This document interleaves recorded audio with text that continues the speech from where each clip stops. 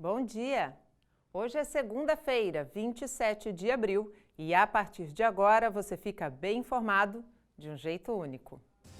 Cidades que flexibilizaram regras para funcionamento do comércio não registram grande movimento no primeiro fim de semana. A gente pensa muito em nós, nos funcionários, né, da melhor forma possível, e nos clientes, na população que está precisando dos produtos. Reportagem especial mostra como lavar máscaras de pano e qual a forma correta de descartar as de papel. Ao chegar em casa, de molho na água e sabão, sem outras coisas. Depois de um tempo de molho, esfregar bem.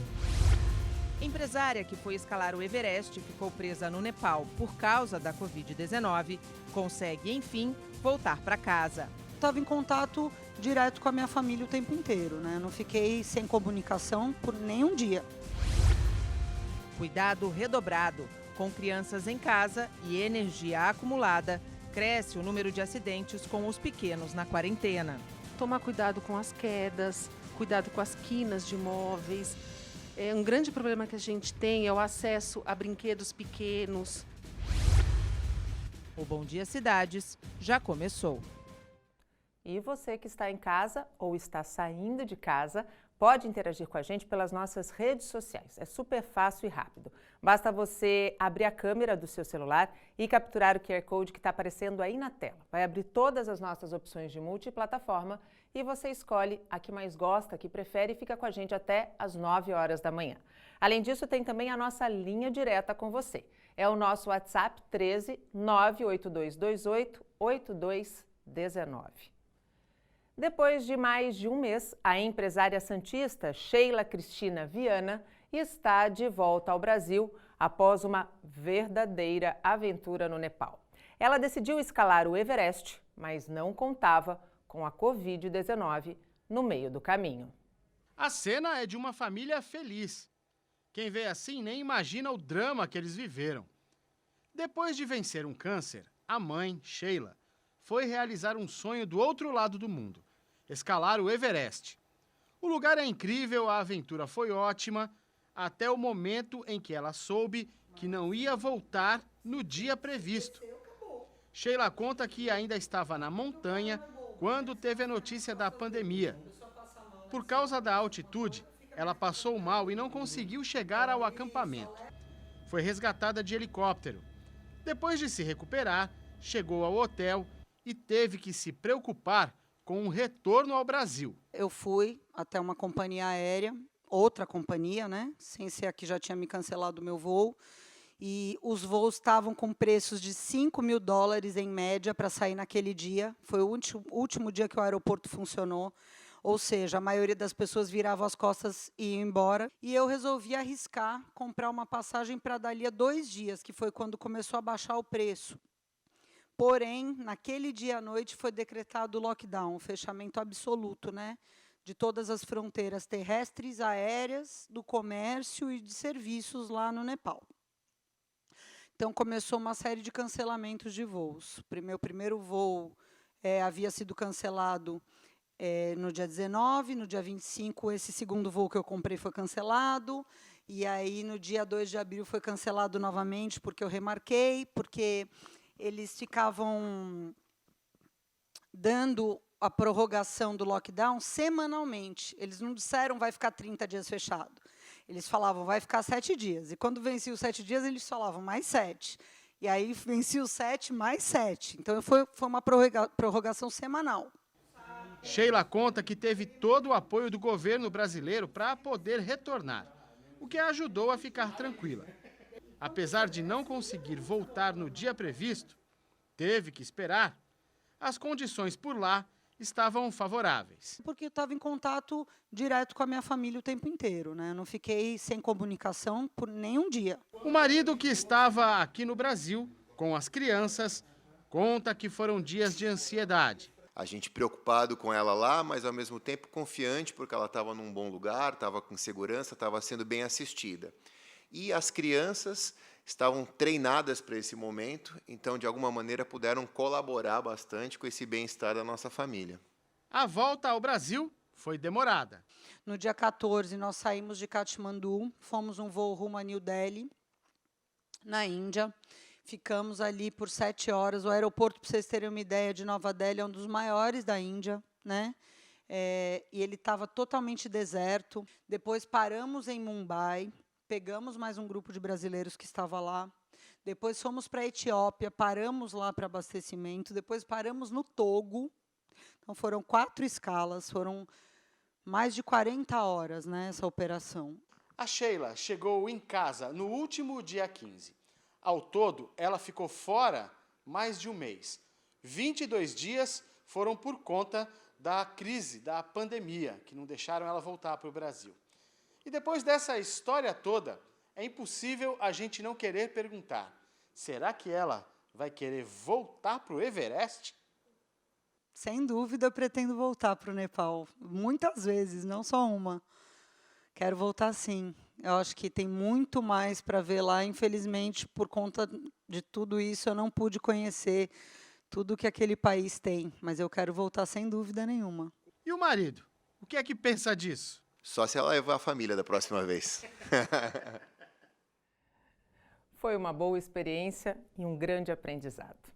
Quem tem filhos pequenos deve redobrar os cuidados em casa na quarentena do coronavírus. Sem as atividades de rotina, aumentam os riscos de acidentes domésticos.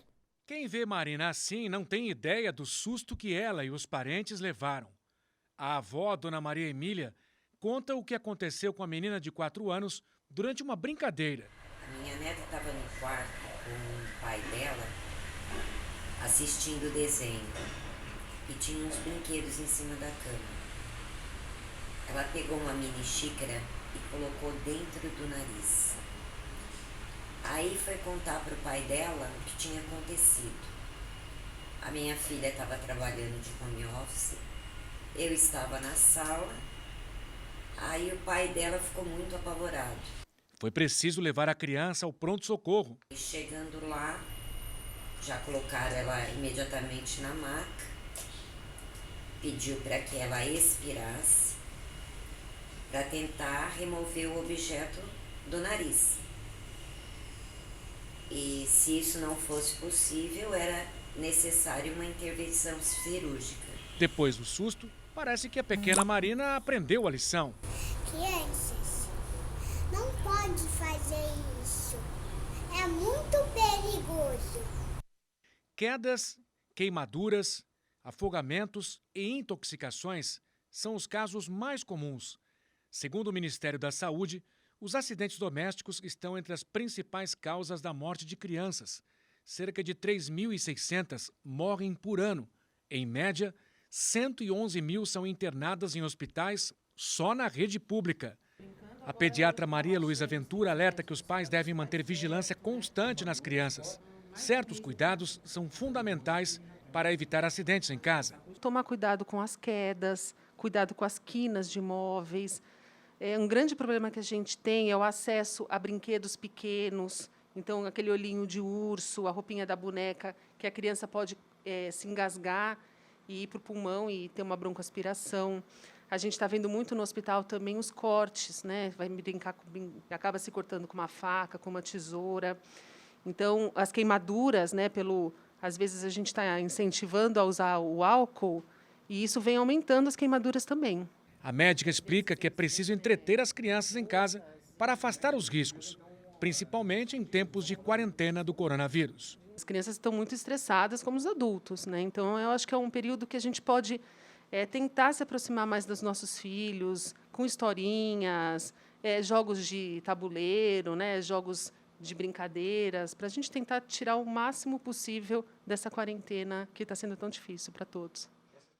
Olha, eu tenho uma pequena em casa de 7 anos. Ela tem muita energia acumulada.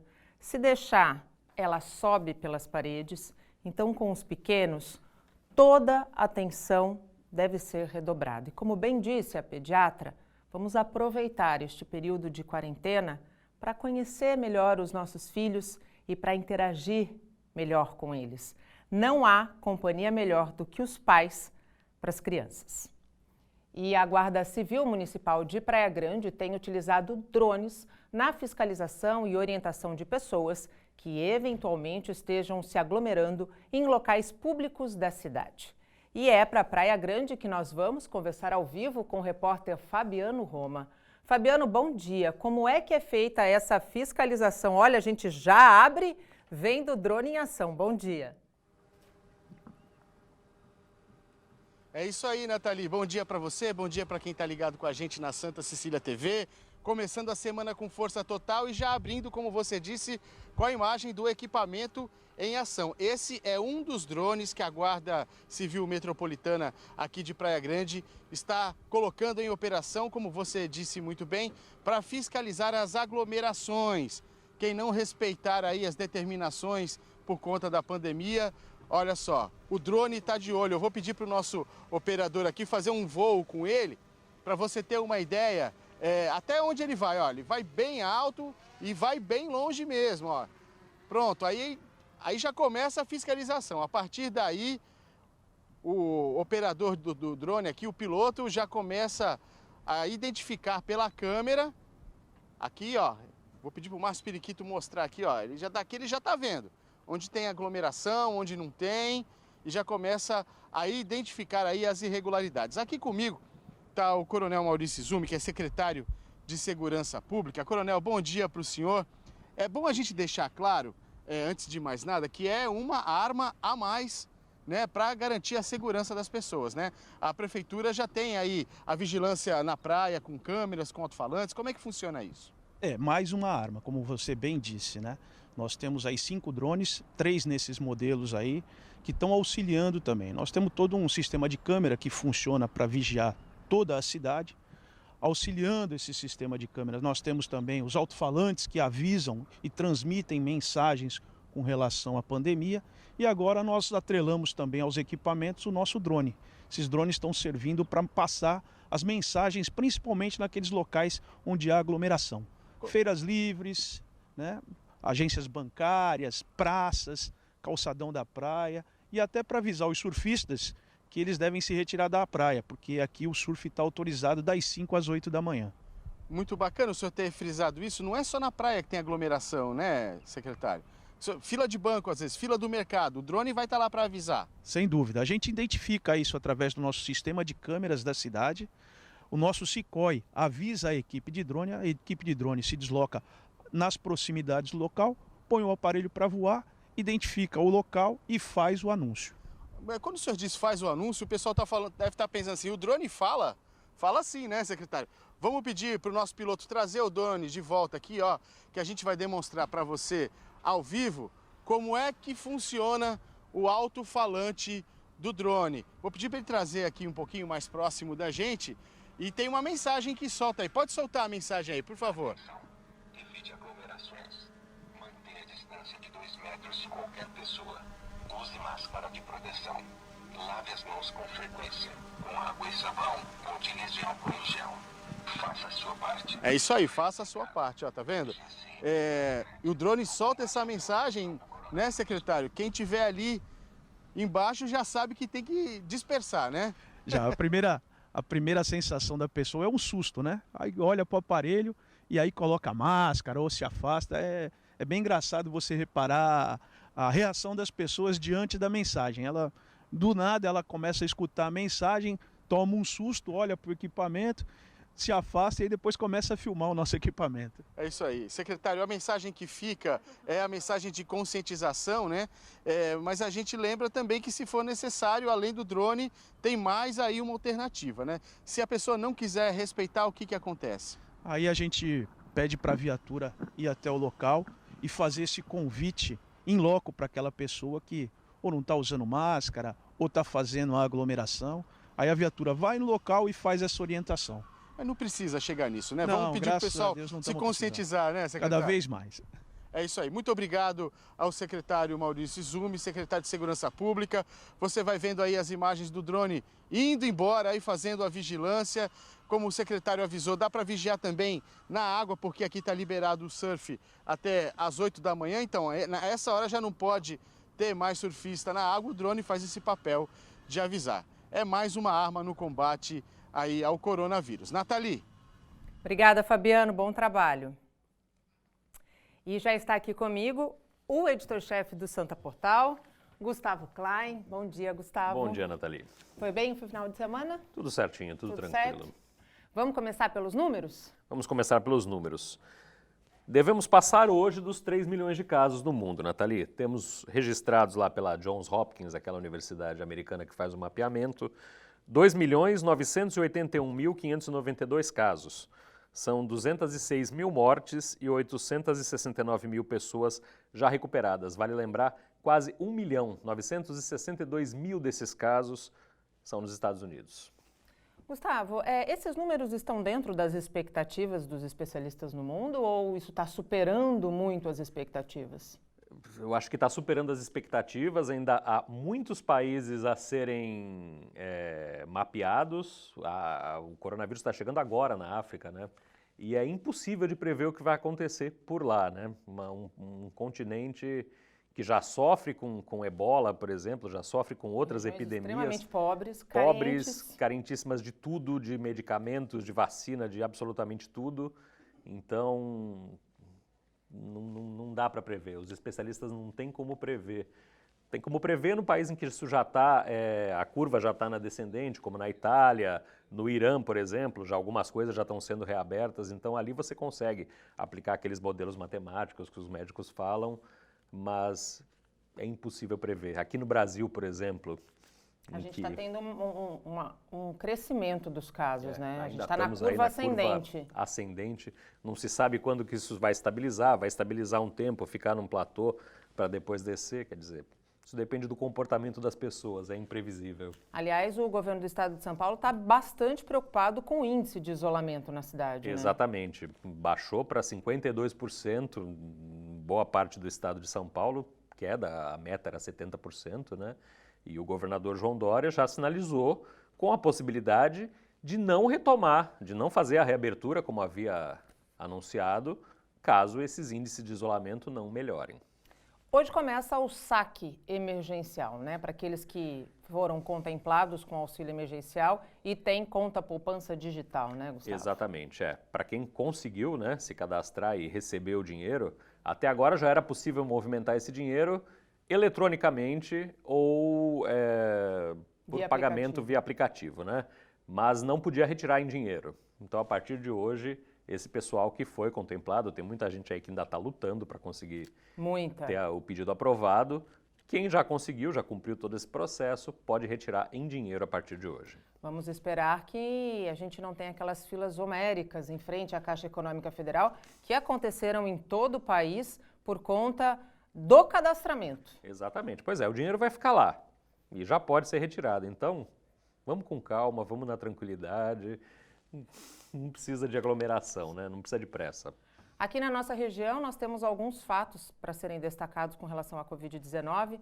Terceira morte do Costa Fascinosa, que encerrou ontem o seu período de quarentena, não é mesmo? Isso, era um homem de 44 anos que estava naquela leva de tripulantes que foram trazidos de lancha aqui para... Nós noticiamos em primeira mão, foram trazidos de lancha para serem internados em hospitais aqui da região.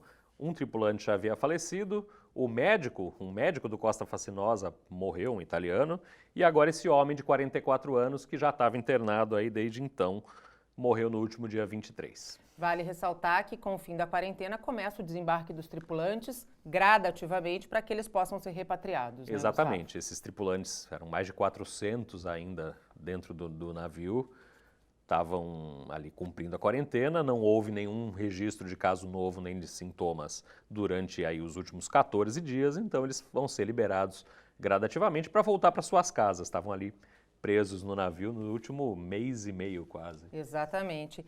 Teve nova manifestação em Santos esse fim de semana para pedir a reabertura do comércio. Exatamente,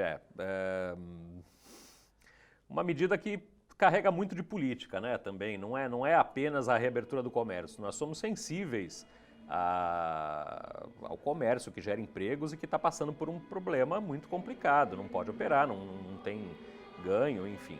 Mas acredito que nessas manifestações aí haja um fator político muito forte, pró-governo federal contra governos estadual e municipal. A gente está falando daquela radicalização, né? Exatamente, Radicalização não leva a nada, não se negocia com o vírus, não se adianta negocia nada. com o vírus.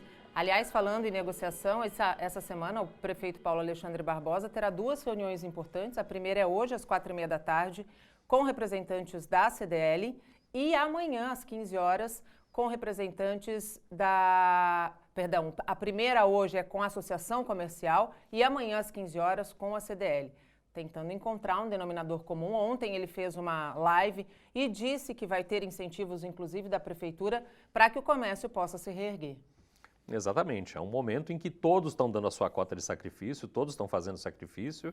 Essa reabertura ela vai acontecer, ela nem deve demorar tanto tempo assim, mas é preciso que quando se retome com todos os cuidados, com toda a segurança, porque a ameaça do coronavírus não vai passar imediatamente. Não. A gente vai ter que conviver ainda um tempo, mesmo depois que o comércio abrir, com medidas de segurança severas. Na verdade, eu espero que depois que o coronavírus tiver esse pico dele, começar a queda, a gente estabilizar, as pessoas não esqueçam de recomendações que são muito simples e que devem fazer parte do dia a dia, como, por exemplo, a lavagem das mãos, que é o que realmente faz com que o vírus morra.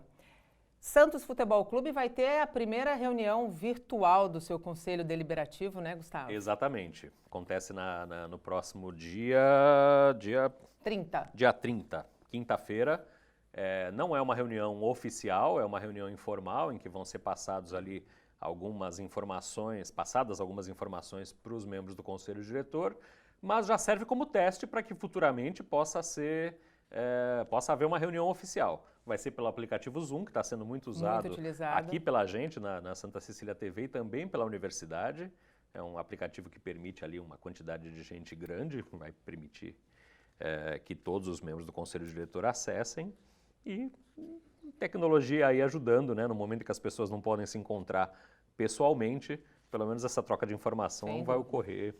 Os interessados podem se manifestar para participar até dia 28, é importante deixar isso muito claro.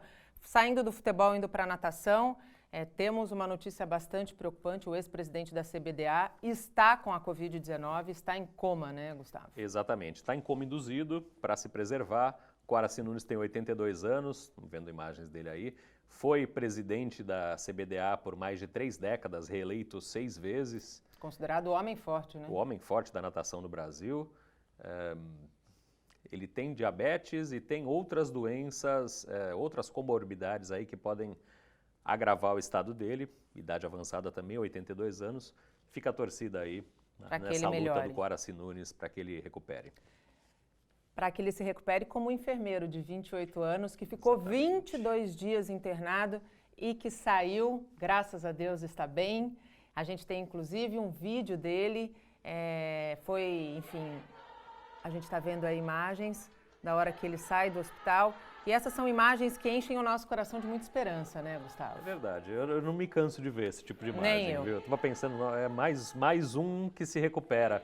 É importante mostrar isso, para mostrar para as pessoas que existe vida depois do coronavírus, né? O normal é isso, as pessoas se recuperarem e vencerem a doença. Vale deixar muito claro que, nesse caso, ele não tinha nenhum problema de saúde, mas está na linha de frente, é profissional da linha de frente e contraiu muito provavelmente a doença, tratando e dando a sua vida por quem estava procurando as unidades de saúde. Muito boa essa notícia, que agora ele volte para casa e se recupere plenamente. A gente está chegando no finalzinho aqui do nosso Destaque do Santa Portal, mas não sem antes, porque hoje é um dia muito especial aqui para a nossa emissora. Estreiam 3 novos produtos e se você já gosta do Gustavo Klein aqui conosco toda manhã, não pode perder Gustavo Klein todos os dias de segunda a sexta-feira no Live Santa Portal, mas aí eu deixo os detalhes para você contar. Live Santa Portal vai ao ar das 4 às 5 da tarde. Jornalismo, cultura, entretenimento, entrevistas. Hoje teremos 2 entrevistas aqui. Já dá para dar spoiler? Opa, teremos o presidente Marcelo Teixeira aqui Uau. No estúdio com a gente. E teremos uma entrevista com o José Luiz Tarran, aquele livreiro que a gente já mostrou também aqui no Bom Dia Cidades, que está fazendo o serviço de entrega de livros. Quem quiser comprar algum livro, ele vai na casa da pessoa, leva o livro e ainda dá algumas dicas. Ele me E é trouxe uma pessoa incrível, uma pessoa incrível. O Tarran é sensacional. Ele me trouxe um e já me deixou com a isca do segundo, que eu acabei comprando logo em seguida. E depois de você vem o quê? Depois de mim vem o Momento de Brincar, do Paulo Bonavides, um programa infantil, também de 1 hora, das 5 às 6 da tarde. E das 6... Das 7 às 7h30, 7h30, o Hora Geral com o Douglas Gonçalves. Douglas Gonçalves voltando aqui para Santa Cecília TV com o Hora Geral, também com muita informação. Obrigada, Gustavo. Boa Obrigado, estreia. Nathalie. Obrigado. Confira agora como fica o tempo nesta segunda-feira. Em Santos, o dia amanhece com predomínio de sol e não há previsão de chuva. Máxima de 30 e mínima de 21 graus. No Guarujá, o sol aparece entre nuvens e as temperaturas ficam entre 21 e 30 graus. Em Cubatão, tempo bom e sol com poucas nuvens. A mínima será de 21 e a máxima de 31 graus. A segunda-feira será de bastante sol em São Vicente e as temperaturas ficam entre 21 e 31 graus. Com máxima de 31 e mínima de 21 graus, Praia Grande terá um dia ensolarado e com poucas nuvens. Em Mongaguá, acontece o mesmo cenário, tempo firme e bom o dia todo. As temperaturas giram entre 21 e 31 graus. E agora, informações atualizadas do sistema de travessia de balsas. Neste momento estão em operação 5 embarcações na travessia entre Santos e Guarujá. São 532 veículos por hora. O tempo de espera está em 10 minutos, um tempo bastante razoável, bem tranquilo. Em São Sebastião e Ilhabela, são 2 embarcações, 30 minutos de cada lado. Bertioga, Guarujá, uma embarcação, 30 minutos. Vamos lá para o Vale do Ribeira, Iguape, Jureia, Canané, Ilha Comprida, Canané e Continente. Em cada um desses trechos, uma embarcação, o tempo de espera é igual, 30 minutos de cada lado. Em Santos e Vicente de Carvalho, esse horário que é considerado horário de pico pela Dessa, tem 3 embarcações agora fazendo a travessia, 12 minutos de espera dentro aí da expectativa da companhia. E no sistema Anchieta Imigrantes, o motorista encontra todas as rodovias com tráfego normal. A operação neste momento é normal e está em 5x5. A gente vai para um rápido intervalo. No próximo bloco você vai saber qual a maneira correta de descartar máscaras cirúrgicas. Não saia daí. Até já. O presidente do Tribunal Superior Eleitoral, Luiz Roberto Barroso, disse em entrevista que só adiará as eleições municipais em outubro se não for possível ter segurança no pleito. Para falar um pouco sobre este cenário, nós conversamos ao vivo, de maneira remota, com o cientista político Marcelo de Giuseppe. Marcelo, seja muito bem-vindo ao Bom Dia Cidades. Muito obrigado pela tua disponibilidade. Bom dia, Nathalie, aos telespectadores da TV Santa Cecília. Marcelo, qual que é a data limite para as eleições, se forem adiadas, serem adiadas? Nós temos aqui mais um certo tempo, aí, em torno de 60 dias ainda para a decisão, né? Mas, Nathalie, as informações que eu tenho de Brasília, apesar do ministro Luiz Barroso falar isso, é que existe já uma movimentação muito grande no Senado para que passe as eleições para o final de novembro ou início de dezembro. A gente percebe isso também conversando com deputados que entendem que, principalmente a oposição, né, a oposição com o coronavírus, ela ficou numa situação muito desfavorável, porque hoje ganha-se uma eleição quem pauta a eleição, né? Então a gente vê hoje as cidades pautadas, por exemplo, pelo isolamento, que você falava há pouco, e a oposição sem discurso nenhum. Então tudo isso prejudica pouco tempo para poder fazer uma campanha, e a gente percebe essa movimentação interna. Claro que o ministro, com toda a tranquilidade, ele não pode tomar uma decisão de afogadilho, mas a gente percebe uma movimentação muito grande para, sim, estender um pouco o prazo da eleição. Qual que é a sua opinião, se realmente esse adiamento acontecer para esse período, novembro, dezembro? Você acha viável? Eu não vejo problema nenhum, na verdade, em acontecer, estender um pouco mais, porque mesmo a gente percebe isso, após a eleição, ganhando a situação, a oposição, as prefeituras ficam paradas, novembro, dezembro, ficam um pouco no marasmo, assim.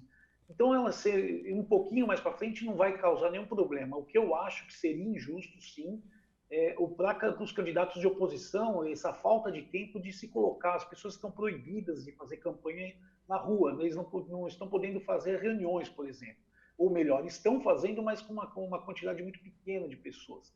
Então, essa desvantagem, se a gente quer uma eleição que seja igual a todos, que dê oportunidade igual a todos, realmente o coronavírus veio para essa balança ficar um pouco mais pendente ao lado da situação. Então, acho que seria, sim, justo a gente ter um pouco de atraso nesse tempo que a gente perdeu de pré-campanha, para que todos tenham a mesma qualidade de campanha. O problema, assim, a gente sempre sabe, a história diz, que as situações costumam ganhar mais as eleições. No caso de hoje, no quadro de hoje, realmente eles têm um pouco mais ainda de chance. Marcelo, a posição adotada pelos prefeitos e candidatos, ou pré-candidatos à eleição de vereador, ela vai contar na hora que o pleito efetivamente estiver valendo?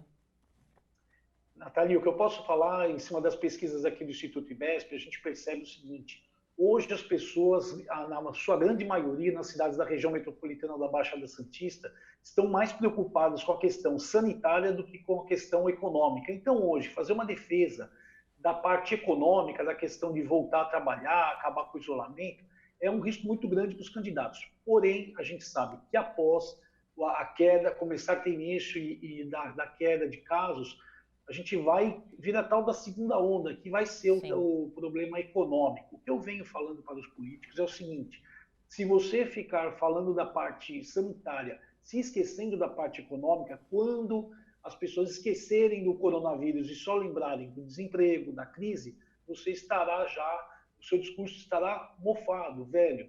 Então, deve sim ter uma preocupação em pensar. Claro que defender hoje o fim do isolamento é um risco muito grande, porém, por que não pensar em como a cidade deve ficar após isso, né? Então, a gente percebe, por exemplo, alguns prefeitos já preocupados como será a cidade após o coronavírus. Os candidatos, todos os candidatos, vereador e a prefeito, devem começar a moldar o seu discurso pensando na parte econômica também. Na verdade, é analisar os números, né, seguir a tendência da ciência e, à medida em que esses índices forem baixando, pensar em medidas de flexibilização para a retomada gradual da economia, não é, Marcelo? Não, sem dúvida, Nathalie, mas assim, a gente sabe que a Constituição vedou demais os gestores públicos municipais para tomar medidas em pró, por exemplo, o prefeito não pode simplesmente decidir de um dia para a noite de acabar com os impostos para as empresas. Não é assim que funciona. O governo federal tem muito poder, o governo do estado um pouco menos, e o governo municipal ficou com pouco poder na mão, quase nada, para poder decidir alguma coisa. Então, que atitudes criativas que os prefeitos e também vereadores poderiam pensar no pós-coronavírus? Eu tenho a minha opinião, assim, que a região metropolitana da Baixada Santista deveria sentar um dia e perceber que há muito tempo nós perdemos o turismo. Hoje a gente não tem mais aquele turista que vem realmente para ficar em um hotel, para gastar muito dinheiro na cidade. Agora, o que eu faço para tentar retomar aquele cliente nosso, entre aspas, do interior de São Paulo que começou a preferir ir para outras regiões? Então, assim, e aí eu vejo realmente uma necessidade de uma união de pautas das cidades. Não pode a cidade de Peruíbe tomar uma decisão muito diferente da decisão de Santos e também diferente da decisão de Bertioga. Deve haver aí um fortalecimento das decisões da unidade região metropolitana da Baixada Santista. Com certeza, essa é uma sugestão bastante interessante e pode ser, inclusive, o caminho para que as cidades retomem e tenham a sua economia aquecida, criando um plano de desenvolvimento emergencial de incentivo ao turismo, né, Marcelo? Depois, pós-pandemia. Sim, na verdade, Nathalie, nós tivemos na história do Condesp muitos planos de desenvolvimento do turismo. Na verdade, todos não conseguiram fazer com que houvesse o turismo real mesmo. Hoje a gente, por exemplo, o Brasil ele perde em turistas para o Peru, que é um país pequeno. O que o Peru fez e que o Brasil não consegue fazer? A gente tem alguns problemas seríssimos no Brasil e também na Baixada Santista que espantam os turistas. A segurança é um dos problemas e o turista hoje ele tem medo de vir para a Baixada Santista e ele também quer ter a tranquilidade de ficar com a porta aberta da sua casa. Ele não consegue fazer mais isso. A gente tem um outro problema real que na verdade, é uma invasão muito grande do turista, dos visitantes em poucas datas. ao invés da gente conseguir ter não só um tratamento, mas pensar um pouco mais na cultura, a gente privilegia muito o caso de eventos. O evento, se a gente percebe, isso também falando sobre pesquisas, quando nós realizamos pesquisas de opinião nos eventos, nós percebemos que a grande maioria das pessoas é da própria cidade. Você não consegue mais, com o evento, trazer pessoas de fora, se hospedar, comer no outro dia no restaurante, você não consegue mais isso. Como fazer? É uma questão, eu acho que a gente tem técnicos muito capazes na Baixada, porém, eles precisam sentar e pensar de forma única. Me preocupa muito quando uma cidade toma uma decisão muito diferente da outra, e aí a gente tem um balanço realmente muito complicado para ter uma solução regional. Vamos falar um pouquinho do governo federal, porque a semana acabou, e a gente brincava aqui no intervalo, quando conversávamos, que o presidente literalmente colocou fogo no parquinho, né? A gente viu os reflexos econômicos da saída do ministro Sérgio Moro. Deve ser anunciado, o nome mais cotado é o Jorge Oliveira, que é muito próximo ao presidente. Você acredita que a pressão sobre o Moro com relação ao Bolsonaro já estava mais forte por parte do Centrão, que é o grupo do qual o presidente precisa se aproximar para poder, vamos dizer assim, sobreviver e governar? Eu concordo com você, Nathalie. E vendo toda a novela que começou na manhã da sexta-feira, eu venho colocando isso de um jeito muito tranquilo, porque o que a gente percebe é o depois, né? Vamos esquecer do que passou, mas assim, o depois de toda a novela. A gente percebe uma polarização muito grande entre os apoiadores de Sérgio Moro, entre os apoiadores de Jair Bolsonaro. A gente tem que lembrar que os políticos, os gestores públicos, eles são seres humanos. Todos têm ambições pessoais, profissionais e financeiras. Então, se você acaba tomando a maioria das decisões que você toma, é pensando em você e na sua família. Porque você acha que sempre o Bolsonaro, ou o mito Bolsonaro, ou no caso o herói Sérgio Moro, todas as decisões que eles tomam é pensando nos 210 milhões de habitantes do Brasil. Então, existe um cuidado muito grande na análise para a gente não pender para um lado ou para o outro. Eu concordo com você quando a gente fala primeiro, né? O Bolsonaro, existe hoje uma necessidade de bloquear o Rodrigo Maia, e aí ele não tem como não fazer isso se não se aproximar do outro lado do Centrão. Na verdade, o Centrão ele é um grupo muito grande, a maioria, que ele vai para onde tem um pouco mais de interesse. Então, assim, o fato dele, existe uma pressão, sim, contra o Sérgio Moro, contra a pessoa do Sérgio Moro. E aí a gente tem um outro detalhe muito interessante que pode acontecer hoje, Nathalie. O Procurador-Geral da República, ele abriu um processo para avaliar todas as denúncias feitas pelo Sérgio Moro, se elas são cabíveis de abrir um processo de impeachment ao presidente. Em compensação, ele também coloca 2 crimes passíveis ali, cometidos pelo Sérgio Moro, que seria a denunciação caluniosa, que é, por exemplo, que é um caso também muito sério, quer dizer, se não tiver prova, o Sérgio Moro vai ser denunciado. Aí a gente tem um problema engraçado que a gente chegou aqui, né? Vai para o STF, para as mãos do Celso de Mello, e a gente sabe que o STF não tem nenhum carinho, tanto pelo Bolsonaro quanto pelo Moro. Então, qual será a decisão do STF, a gente não sabe. Aliás, será que, como, na minha opinião, eu acho que o carinho, e existe um ódio maior aí do STF com relação ao Sérgio Moro. Então, eu acho que é muito complicado para ele. Apesar, e aí tem uma outra crítica que eu faço, não ao Sérgio Moro pessoa física, mas esse mediatismo que nós estamos vendo, tanto de ministros, né, agora, normalmente o ministro saía, não estou de acordo, vou embora e ir embora. Hoje, você convocar uma coletiva, como fez o Mandetta, como fez ele, para começar a falar, sair atirando, virou uma coisa um pouco normal isso, essa necessidade de aparecimento, e aí também o que me causa tristeza, porque eu tinha no Sérgio Moro uma pessoa que não cometeria nenhum erro, indo contra o que eu penso, né? Porque eu cometo erros toda hora, todo dia.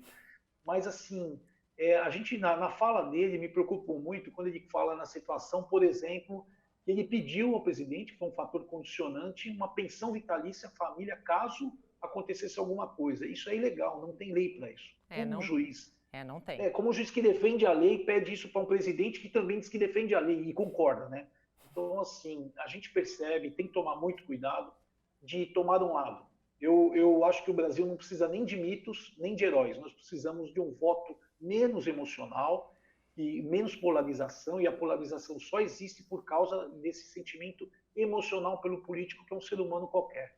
Na verdade, eu acho que o país precisa de equilíbrio. Nesse momento, nós precisamos de equilíbrio. Marcelo, muito obrigado pela tua participação, pelos teus esclarecimentos, que eu acho que a gente tem que começar a semana justamente com essa mensagem. Menos polarização e mais equilíbrio. Muito obrigada. Obrigado, Nathalie. Um bom dia a todos os telespectadores da TV Santa Cecília. A partir do dia 1º de maio, próxima sexta-feira, o uso de máscaras vai ser obrigatório em todo o estado. Mas e aí? Você sabe como higienizar os modelos de pano? E a melhor forma de fazer o descarte das que são de papel, as chamadas cirúrgicas? Se você tem dúvidas, fique atento à reportagem de Fabiano Roma. Na rua é difícil ver alguém sem máscara. Tornou-se um hábito de muitos e vai se tornar uma obrigação para todos. A medida vai ser adotada nos 9 municípios da Baixada. Em Santos, o decreto já foi publicado. A partir do dia 1º de maio, passa a ser obrigatório usar a proteção. E quem desobedecer será multado. O valor vai de R$100 até R$3.000. A Giovana, que é cantora, está na turma dos que só saem de casa com máscara. Diferente, né? Nós nunca passamos por isso, mas tenho que adotar esse costume toda vez que a gente sai de casa, colocar para evitar algum contágio, algo do tipo. Eu preciso sempre sair, buscar alguma coisa no mercado para minha mãe, para o meu pai, que são pessoas idosas, e sempre tenho que colocar. Ela conta que tem várias e está sempre lavando. Da forma mais básica possível. Água, sabão, depois dá aquela passadinha com ferro para não ficar amassadinha. Se tá certo, eu não sei. Pois é, diante da obrigatoriedade surge a questão: como higienizar corretamente as máscaras? E o que fazer com as descartáveis? Jogar fora no lixo comum? Com a palavra, o infectologista Ricardo Aida. Com respeito às máscaras caseiras, você precisa ter um certo cuidado, sempre sair com 3 ou 4, que elas precisam ser trocadas a cada 2 horas. Você guarda num saco de papel ou numa embalagem de papel. Ao chegar em casa, de molho na água e sabão, sem outras coisas. Depois de um tempo de molho, esfregar bem, né? Água corrente, depois passar a ferro, lavar bem as mãos ao terminar essa operação e a máscara está pronta para o reuso. Para as máscaras descartáveis, descarte correto. É fundamental que você embrulhe num cartucho de papel ou até mesmo de plástico, sele a boca e descarte num lixo apropriado. Se não tiver local de lixo séptico, o que é comumente encontrado em hospitais e tudo mais, um cesto de lixo com tampa e etc., não há nenhum problema, porque aquele saco é retirado, é lacrado e colocado no local apropriado. E o vírus perde sua atividade rapidamente. Sendo obrigatória ou não, a máscara é importante. E para a Giovana, o momento é de conscientização e solidariedade. Acho muito importante, acho simples, fácil de fazer. A gente encontra nos canais diversos aí como que confecciona a máscara. É só usar, adotar isso como rotina, assim como escovar os dentes, tomar água, almoçar. Eu acho que faz parte, porque a gente vai evitar um problemão aí futuro com um simples método. É isso mesmo, Giovana. Simples, rápido e cada um fazendo a sua parte, a gente evita um problemão. Se neste bloco falamos do cenário político em virtude aí da Covid-19, no próximo bloco vamos falar dos impactos na economia com o economista Roberto Padovani. Não saia daí, até já! Estamos de volta, agora são 8h53. Neste fim de semana, nós fizemos uma varredura nos comércios da região. Acompanhamos o movimento em São Vicente e Guarujá, onde a flexibilização, já existe. E ouvimos autoridades das cidades, onde as regras de isolamento seguem 100%. Centro de São Vicente, conhecido como a 25 de março da Baixada. Tamanha é a força do setor. São 9.000 comerciantes. Mas neste fim de semana estava assim, a maioria das lojas fechadas. Por aqui já está valendo a flexibilização para a reabertura, mas ainda há regras. Controle de entrada, com higienização, separamos esses comércios, essas atividades em 5 grupos e com isso hoje temos uma fiscalização efetiva sobre tudo o que está ocorrendo aqui em relação ao comércio. Em Cubatão continua o rigor. Se limita basicamente às atividades, aquelas conceituadas como essenciais, como supermercados, por exemplo, as padarias, né, as clínicas, as pet shops, as farmácias. Em Praia Grande também não houve flexibilização. São realizadas vistorias periódicas em comércios e verificadas a utilização de máscaras, luvas, álcool em gel, bem como a higiene demasiada do estabelecimento, em cumprimento preciso ao decreto estadual, não havendo por parte do município qualquer tipo de flexibilização. Vicente de Carvalho, Guarujá, outro forte centro de comércio da região. Aqui no fim de semana, muitas lojas fechadas. Quem abriu teve que seguir à risca as medidas de higiene. Nessa loja de importados, o aviso: número de clientes limitado. Na loja de produtos de beleza, só entra de máscara. A administração municipal flexibilizou as regras e com resultados positivos. Os estabelecimentos com grande circulação, como mercados, padarias e farmácias, estão obedecendo às normas de higiene. Toda a solicitação que a prefeitura encarecidamente está solicitando a esses comerciantes e às pessoas. Tá? Tivemos somente 8 ocorrências que foi um pouquinho à parte, que sofreram algumas penalidades e outras cientificações, tá? Que não se enquadravam dentro do decreto. A gente depende de dados para poder abranger mais ainda, cada vez mais, a flexibilização dos comércios. Na loja de produtos de beleza, a dona nos conta que tem comércio na região há mais de 30 anos e nunca tinha passado por uma crise tão difícil. É claro que ela quer ver tudo funcionando o mais rápido possível, mas sabe que vai ter que esperar e mantém o otimismo. A gente está seguindo, né, de acordo com as normas que o prefeito está estipulando, e a gente pensa muito em nós, nos funcionários, né, da melhor forma possível, e nos clientes, na população que está precisando dos produtos e que a gente possa atendê-los da melhor forma. Mas eu acredito que a gente todos juntos vamos chegar na vitória e de melhorar. E a gente segue falando de economia, agora de uma maneira mais abrangente, onde a nossa intenção é analisar os impactos econômicos da Covid-19, mas também do momento político que o país enfrenta. Para esta análise, conversamos ao vivo de maneira remota com o economista Roberto Padovani. Roberto, bom dia, muito obrigado pela disponibilidade em nos atender. Obrigado a vocês pelo convite, bom dia. Roberto, a semana acabou com um verdadeiro rebuliço no mercado econômico em virtude aí da saída do ex-ministro Sérgio Moro, o dólar chegando a 5,66, a bolsa em queda de 9,5. As expectativas para essa semana são melhores ou o anúncio do novo ministro que está sendo cotado, o Jorge Oliveira, pode ser mais um impacto ruim para a economia? Bom, acho que a tensão política ela começou na semana passada e tende a continuar. Isso atrapalha, obviamente, a economia, porque é um choque dentro de outro choque, né? A gente já vivia com essa preocupação com a pandemia, temos uma tensão política agora que agrava esse problema. Agora, aparentemente, o presidente Bolsonaro está mantendo a sua popularidade, é um nível de popularidade bem mais elevado que tinha Dilma em final de 2015 ou o presidente Temer em maio de 2017. E esse nível mais alto de popularidade dele tem muito a ver com o ambiente econômico, que, por incrível que pareça, é melhor que de 2015 e 2017.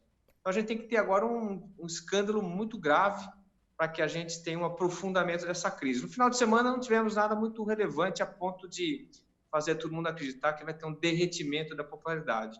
Mas, de qualquer forma, o ambiente é um ambiente tenso, propenso a acidentes. Roberto, como é que você avalia as medidas do governo anunciadas até agora, do ponto de vista de pacote econômico? São suficientes? Olha, são suficientes. O Brasil é uma das economias que está mais agressiva na concessão de estímulos. A gente está entre os maiores estímulos fiscais do mundo. Na parte monetária, a gente cortou menos os juros, mas o governo brasileiro deu muita liquidez para o mercado, colocou muito dinheiro nos mercados financeiros. Portanto, a reação ela demorou um pouquinho, mas ainda veio a tempo e veio com muita intensidade. Eu acho que não resolve, não vai atenuar o problema, não vai impedir que a gente tenha uma recessão importante nesse ano, mas atenua o problema e permite que a gente possa ter uma recuperação um pouco mais rápida. Então, acho que as medidas anunciadas estão na direção correta e principalmente na intensidade adequada. O governador João Dória, ele sinalizou que ele pretende flexibilizar a abertura do comércio de maneira gradual e heterogênea, de acordo com os índices de isolamento a partir do próximo dia 11. Economicamente, é viável estender a quarentena por mais tempo, Roberto? Não, economicamente não é viável. A cada semana que passa com quarentena, você vai tendo uma deterioração aguda na economia. A maior parte das empresas do país, tirando as grandes empresas, não tem caixa para ficar sem faturamento durante 1, 2, 3 meses. Portanto, a partir de agora, a partir do primeiro mês de confinamento, semanas adicionais podem promover danos muito fortes na economia. Eu acho que a pressão da sociedade, portanto, vai ser muito grande pela flexibilização. Tomara que dê certo, né? Passando esse período mais crítico, como é que é a tua avaliação? A recuperação deve ser rápida ou a gente pode esperar uma recuperação mais lenta da economia? Eu estava um pouco mais animado antes dessa tensão política, mas de qualquer forma, o cenário que a gente está trabalhando é que os meses de maio, junho, julho vão ser ruins ainda. A volta, mesmo com a flexibilização, vai ser uma volta gradual. Agora, eu imagino que no último trimestre do ano, olhando aí outubro, novembro, dezembro, a gente possa ter um desempenho um pouco melhor.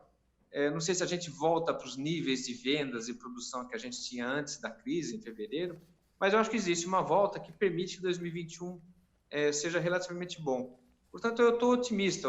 A gente está em linha lá no banco com o FMI, que acho que você pode ter um mergulho importante esse ano da economia, mas recupera rapidamente no ano que vem. Eu acho que demora mais alguns meses para a gente se normalizar, mas eu acredito que a gente vai conseguir até o final do ano voltar para uma situação de maior tranquilidade. A projeção do PIB, ela está mantida para 2020, as últimas projeções, eu digo, né?